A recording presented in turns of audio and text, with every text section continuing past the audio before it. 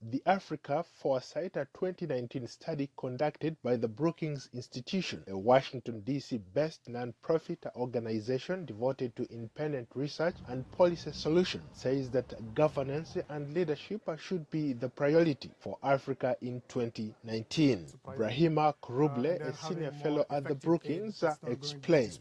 Democracy is consolidating, although the prevalence of tensions and in some countries violence suggests that there are areas for improvements.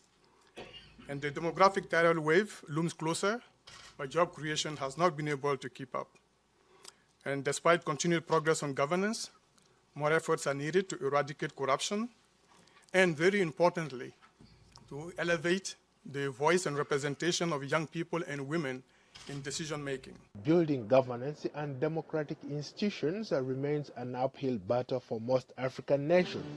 Western-style democracy is being tested across the continent, especially in countries where some of the world's longest-serving leaders continue to hold power. For example, in Uganda, incumbent President Yoweri Museveni has exploited ambiguities in the law to extend his term in office as head of state, while simultaneously undermining the nation's constitution. Earlier this month, the British Parliament held a historic debate on the state of democracy in Uganda. Serious concerns have been raised internationally about the Ugandan government systematically undermining democracy in their country. Vanda Felabab Brown, a senior fellow on foreign policy at Brookings, says that in some countries, the essence of democracy is solely about elections, appearing to undermine the broader meaning of democracy, which is accountability. Democracy, in my view, should also be about human rights, civil liberties, and other mechanisms of accountability than simply elections. These other mechanisms of accountability having to do with how the government on a day-to-day basis is held accountable to the laws of the country. Abebe Amero Salasi, director of the Africa Department at the International Monetary Fund, or IMF, says another critical area undermining democracy in Africa is corruption.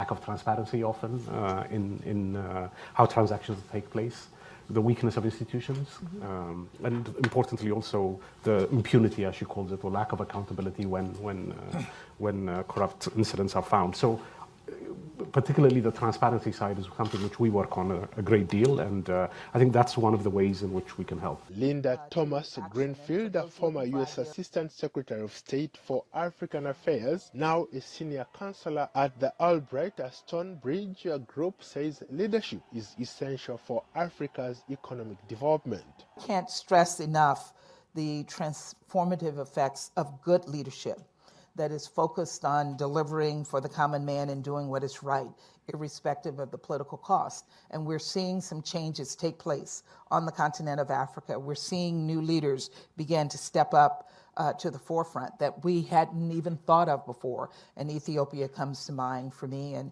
even what I see happening in Angola now.